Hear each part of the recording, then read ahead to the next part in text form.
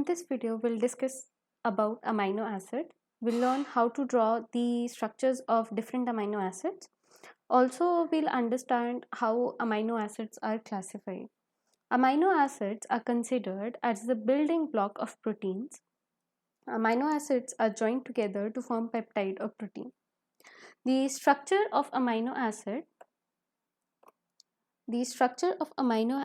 is consists of a central carbon atom called alpha carbon.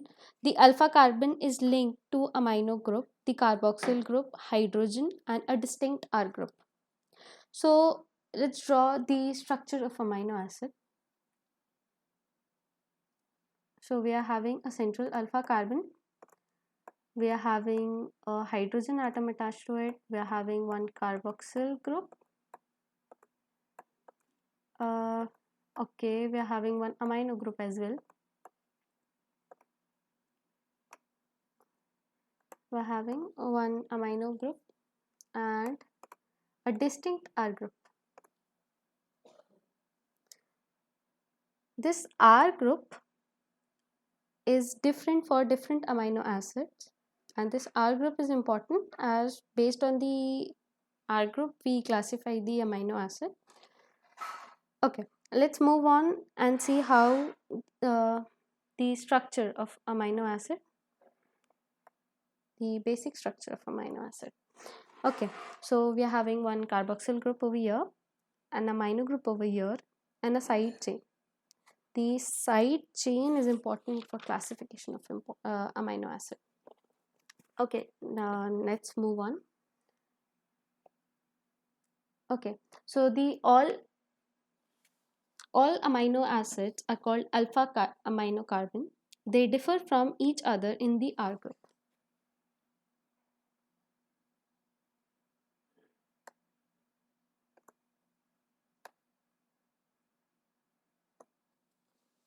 Based on the position of amino group, we have L and D form of amino acid. In L form isomer, we are having the amino group on the left side. And in D form isomer, we are having the amino group to the right side. So we can use an analogy to remember this: L for left and L for L isomer. Now let's see the optical activity of amino acid. The alpha carbon is attached to 4 different groups, and these groups can occupy 2 unique spartyl arrangements. Thus, the amino acid have 2 possible stereoisomers. Since they are non-superimposable image of each other, they form and represent a class of stereoisomers called enantiomers. All amino acids except glycine are chiral compound. We'll see why glycine is not considered a chiral compound. Let me draw the structure of glycine. So glycine is okay. So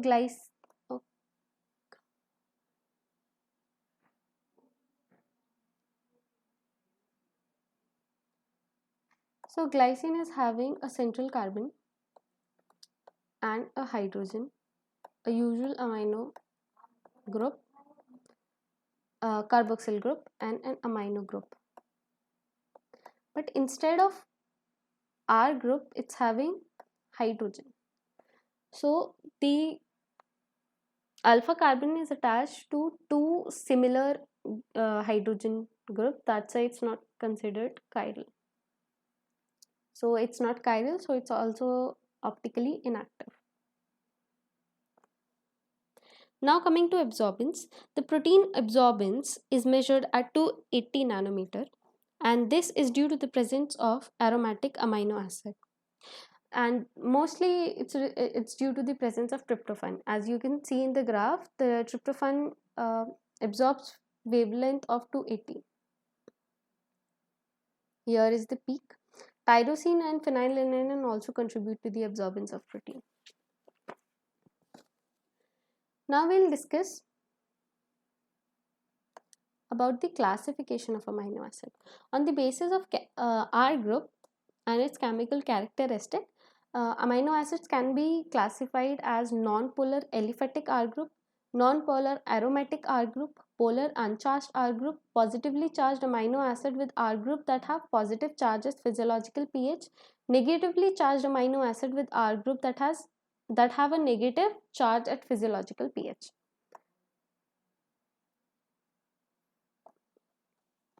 Coming to the structure, we'll see one by one all the structures of amino acid. So starting with glycine, glycine is having, instead of R group, it's having a hydrogen, another hydrogen group. Since the central carbon is not attached to different group, it is not chiral. Because of that, it is optically inactive. Please remember, glycine is not chiral and it's optically inactive. In alanine, we are having a methyl group as its R group. The structure of valine is somewhat like a V shape structure.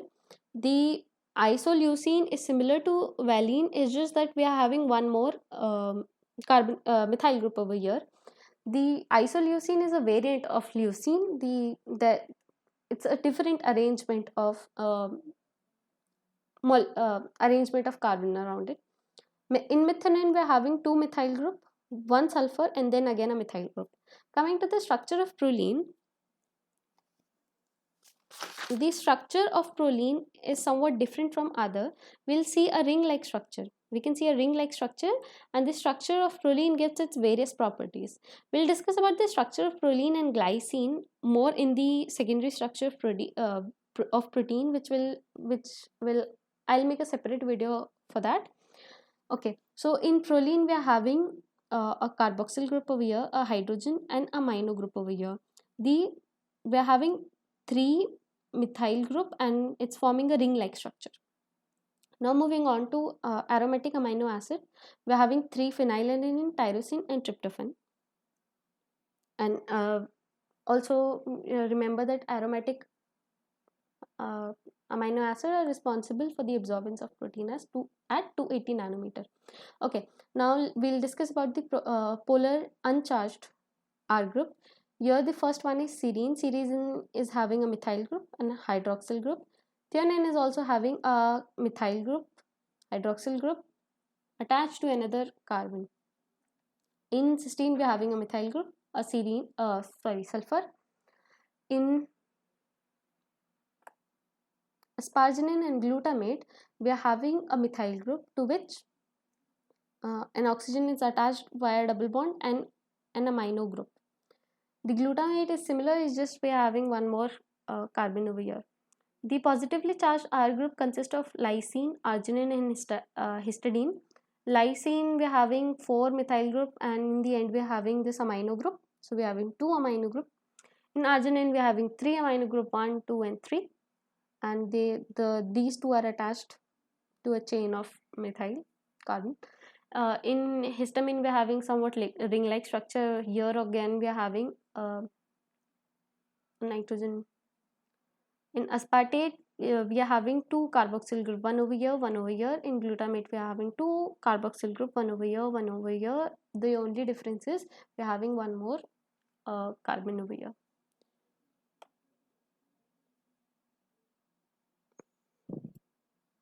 Okay, so you need to remember the structures of amino acid.